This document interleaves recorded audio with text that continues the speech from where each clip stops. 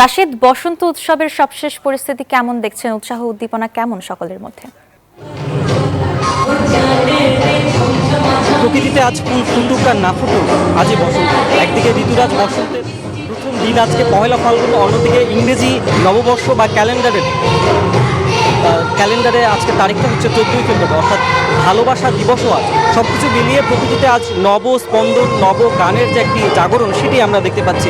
এবং সব ধরনের মানুষ, সব পেশার মানুষ আজকে অবসর পেয়ে এই দিনটি উদযাপনে নানান রঙের পোশাক পরে, শাড়ি পাঞ্জাবি ফুলে রঙে সেজে সবাই আসলে উৎসব উদযাপন করতে রাজধানীর আগারগাঁওয়ে এসেছেন এই মুক্তিযোদ্ধা জাদুঘরে। দেখতে পাচ্ছেন এখানে এই মুহূর্তে কিন্তু একের পর এক নাচ গান আবৃত্তি এইসব পারফরমেন্সই চলছে এবং সকাল থেকে এইসব উৎসব কিন্তু সবাই নানানভাবে কিন্তু আবেশে আলিঙ্গন করছেন।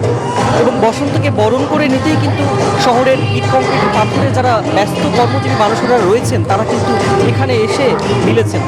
এবং বাঙালির প্রাণের এই ঋতু বসন্তের প্রথম দিনে মাঘের শেষ বিকেল যে হিমেল পরশ টিকেছিল, সেটি কিন্তু আজকে সকালের যে ভোরের নতুন সূর্যোদয় হয়েছে সেই সঙ্গে কিন্তু মিলিয়ে গেছে। অর্থাৎ ইট পাথরের যে ধূসরতা, সেটি ছাপিয়ে কিন্তু রাজপথ দখল করে নিয়েছে বাসন্তী রং।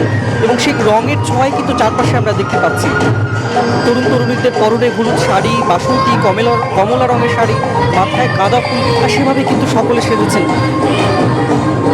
এবং প্রতিটি পারফরমেন্সে আমরা দেখতে পাচ্ছি। এবং এখানে ক্ষুদ্র নৃগোষ্ঠী থেকে শুরু করে সকল ধরনের আয়োজন কিন্তু এখানে ফুটিয়ে তোলা হচ্ছে।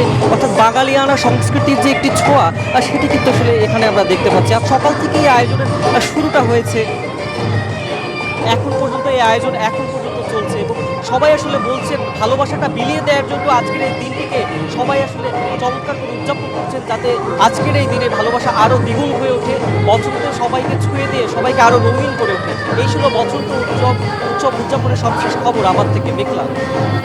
রাশিদ, ধন্যবাদ আপনাকে আমাদের সঙ্গে যুক্ত হবার জন্য।